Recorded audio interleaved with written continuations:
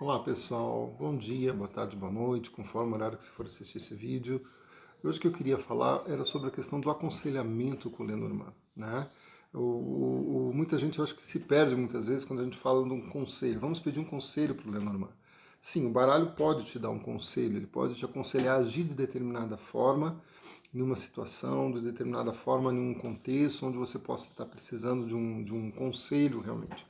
Né? Então, não só necessariamente ele vai fazer previsões, mostrar tendências e mostrar aquilo que você está sentindo, vendo e vivenciando. Ele também pode trabalhar como conselheiro, tá? O baralho tem essa digamos, prioridade, né? Essa, essa, essa forma de trabalhar também. Quando a gente abre o jogo, a gente está entrando em contato aí com o campo da pessoa, o campo pessoal, um plano espiritual, que a gente não sabe exatamente que plano é esse quando a gente abre o Lenormand. Mas esse plano traz aconselhamentos sim. E é muito interessante o Lenormand. Eu vou puxar aqui até na hora para a gente falar, para a gente entender. Quando a gente fala de conselho, a gente está falando em você fazer o que a carta faz, o que a carta é, tá? Então, quando você pede um conselho para o Lenormand e sai uma carta no teu jogo, aquela carta está dizendo, age dessa forma, como essa carta é. Por exemplo, né? Vamos pegar uma... Opa, está caindo aqui na minha mão. Ó, por exemplo, quando você tira o cachorro, né? O que o Lenormand está te dizendo? Seja fiel, seja honesta, seja leal, né? Seja amiga, seja companheira. Ele está te aconselhando a agir nessa situação que você estiver perguntando, agir desta forma, tá? Vamos ver outra carta aqui. Os ratos, muito interessante sair essas cartas, né? Os ratos, na escola europeia, ele fala muito de sujeira, né? Ele suja as coisas, é a carta da marginalidade na escola europeia, ele rói as coisas. Quando o rato ele sai numa jogada, muitas vezes o Lenormand está falando para você não ser tão honesto, para você não contar tudo que você sente de verdade. Ó, guarde para vocês, guarda certas coisas com você. Tá? Tem situações muitas vezes, não é que a gente tem que se enganar, sujar, ser sujo, não é isso. Mas muitas vezes nós temos que ficar em silêncio e deixar que a verdade fique quieta. Por exemplo, você está precisando de um emprego importante, e de repente na ficha médica você omite que você tem uma dorzinha de cabeça, que você tem enxaqueca de vez em quando, por exemplo. Entendeu? Então é isso que o Lenormand está dizendo ali no rato.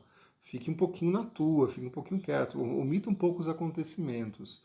Né? Lembre-se que o Lenormand, o baralho de modo geral, ele não tem uma ética como nós temos uma ética humana. Não quer dizer que ele seja, ele vai te mandar você fazer coisas erradas, não é isso. Mas a ética dele é uma ética espiritual, é diferente da nossa ética humana. Quando nós falamos de ética humana, nós estamos falando de conceitos de uma sociedade. O baralho vai além disso, tá bom? Vamos pegar uma outra carta aqui.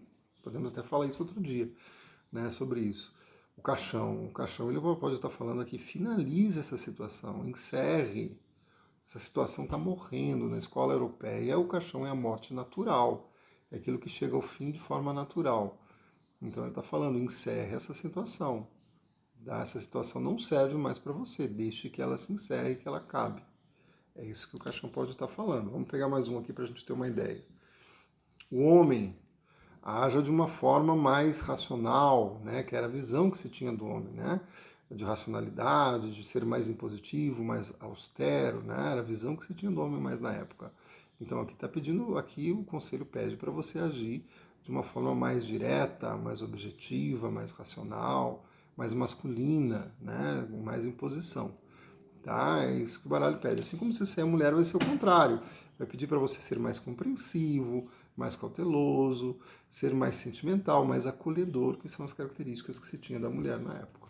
Tá? Vamos ver mais uma carta aqui para a gente entender esse processo.